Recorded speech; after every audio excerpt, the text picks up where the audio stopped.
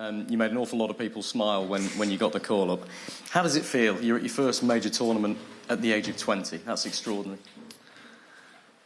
Yeah, it's a surreal feeling. Honestly, I wasn't really expecting it. I've obviously only just gone into the Premier League, so wasn't expecting anything. It was more just sort of a bonus kind of thing if I did get in, so absolutely delighted, and yeah, just get to do what I love at the top stage. Can't beat it. I know that you only made your under-21s debut in March, I think. So it must feel a bit like a whirlwind, having only made your under-21s debut in March. Yeah. Is it a pinch me moment? Have you had to kind of, wake up one moment and think, how did I get here? I've been all right, to be honest. I don't really think about it too much. It's just more football for me. That's how I look at it. But yeah, it's gone really fast. I've really enjoyed the last 6 months, and I just want to keep playing football, getting better. So yeah, absolutely delighted. Listen, you're the only member of the squad we're going to get to speak to at the moment, and there's a big headline and a big concern about John Stones, who had that ankle injury and now he's ill, hasn't been able to train. How is he? No idea. I've not seen him today, so I've just been told he's ill. So I think he's just in his room. So yeah, I've not seen any of him today. Your opportunity might depend on one of those big names being ill, being injured, not being available. Is that a weird feeling, to feel so close to these guys and part of the team, and yet thinking, yeah, but I want to play? I don't really look at it that way. For me, the manager picks the team. Obviously, there's some unbelievable players, and if I'm chose to play, then I'm more than ready. But no, whoever's on the pitch, I'm sure they'll step up and perform and help the team get the result that we want.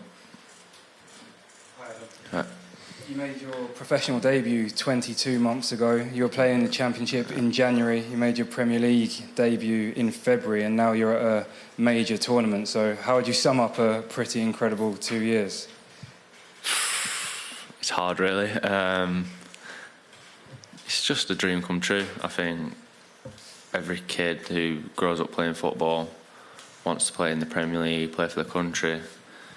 I got to, play for the team that I supported to begin with. Really enjoyed that, and then it's just continued with that since moving to the Premier League, and then now here. So yeah, it's all been very fast, but I wouldn't want it any other way. You're one of a new group of really talented young players. I was just wondering, for yourself, does it feel like there's a new generation coming through?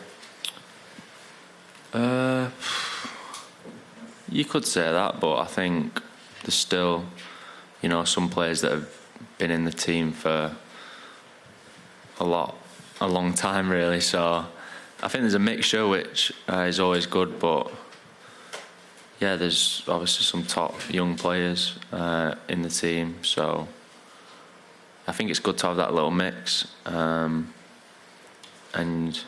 yeah, I think if you're good enough, you're old enough. And we've heard that you've shone in training. You made your debut and were impressive there as well. I was just wondering, what did Gareth Southgate say to you?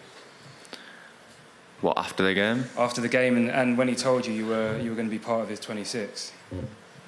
Just sort of congratulations, well done, on obviously the prep camp, and yeah, just told me to just keep going, and that's all I can do, just try my hardest to impress throughout the week and when I get given the opportunity.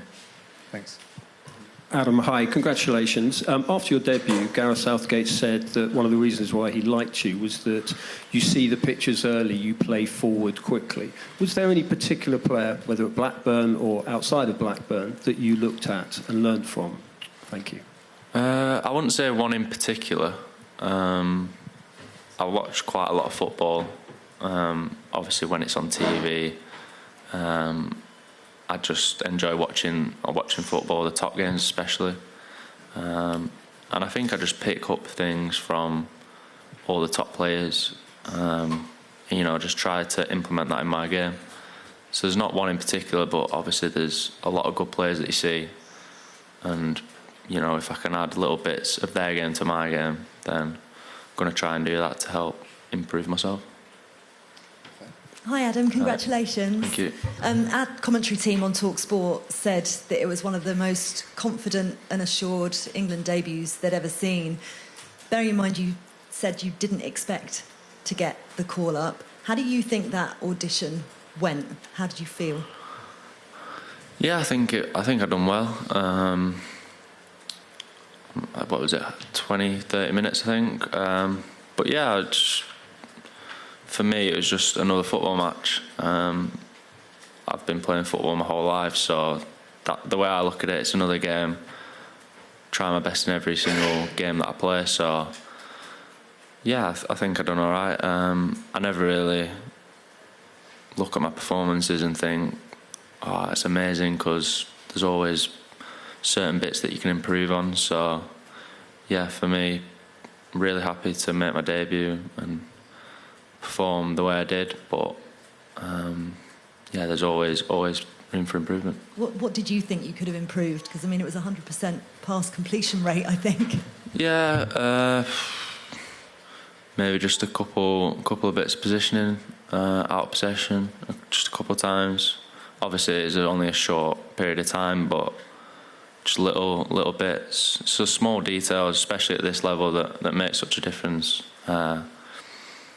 And yeah, just positioning, certain moments could have been in different positions. Maybe I passed it one way, but I could have maybe skipped a player to, you know, progress the ball faster. But yeah, it's just the little things, really.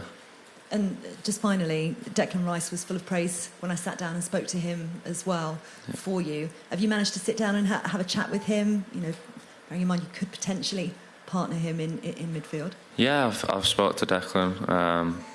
He's a top player. You've seen that over the past few seasons, especially this season. The way that Arsenal play, I think, really has shown what he can produce this season. And yeah, he's a top guy off the pitch as well. So speaking to him, just getting them little things, like I said, and just everyone really, just learning off everyone. But especially him, obviously similar positions.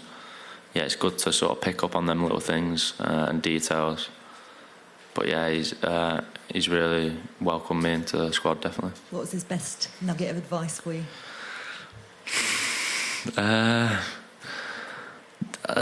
There's none in particular I can that spring to mind, but just even if it's like body positioning, when the ball's in a certain position, or even like bits of communication, stuff like that.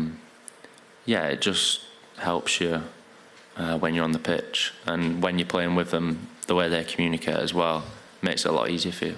Brilliant. Thank you very much. Cheers. Hi Adam. Hi. A question regarding your coach at Crystal Palace. So what makes Oliver Glasner so special for you? Can you compare him to Gareth Southgate? And what part does Glasner play in the fact that 4 Palace players are nominated for the Euros? I think he's a top coach. I think you can see since he's come in for the last part of the season, the way that we've played's changed. That's his way of playing, and we've been getting the results to show for our performances. But yeah, he's brought in a new way of playing, new formation. He makes sure every session's intense. You know, if we're not intense enough, if we're not training to the right standard, he'll let us know. And as players, that's what you want. You want training to be at a high standard, because when you go into the games, then you can produce. So yeah, I think he's been massive, especially for the 4 Palace lads, for us to get chosen. I think he's definitely helped. And yeah, he's like tactically very good. And you know, in training, we work on the tactical side quite a lot. And it just makes it so much easier for you as players when he tells you what he wants you to do, where he wants you to be. So he's a top manager for sure. Congratulations again. Thank you. I just wondered what your family made of it when you told them you made the 26, and also how important have they been in where you are today? I think they were probably happier than I was when they received the news, especially my parents. They were over the moon. They were just delighted for me, I think. They were just proud of how far I've come, I think, especially in such a short period of time. And they all, really enjoy watching the football as well, so that, adds that little bit more. Just really delighted. And they've been important to you and getting you to where you are? Yeah, massive. I've got 2 brothers that I grew up with, both older, playing with them in the garden. Obviously, they probably beat me up a few times in the garden. That all helps, getting used to the physical side of the game and things like that. My dad's a massive football fan. He gives me loads of advice, even still now. Very sporty family, all very supportive. So that definitely, helped me, growing up and getting into it, and then continuing to support me, even when I've not been playing, when I was in the youth setup. So, I don't think I'd be here without them, definitely. Is your dad's advice good advice? I'll say yeah, but sometimes no. Do we have any other questions in the live section? Come back to Rob. That's there. You mentioned your dad there. He's described you, I think, when he's done a couple of media interviews, as a bit of a loner. Is he right? And I wonder how easy it is to fit in with, you've got Harry Kane, you've got Jude Bellingham, you've got Phil Foden, these superstars that you're now training with and playing with. I think loner's a bit harsh. No, I'm not. I don't have a million friends. I sort of keep myself to myself, and that's just how I've always been. I've always been, really, and it sort of works for me. I live on my own in London now, so I'm not always out with my friends doing this and that. And I think part of being a footballer, you can't go out on the weekends when you're growing up and things like this. They're the sort of sacrifices you have to make. I'm not a loner, but I'm not like the most outgoing person you're ever going to meet. I'm not going to go into a room with people I don't know and just be very, very loud. Just keep myself to myself.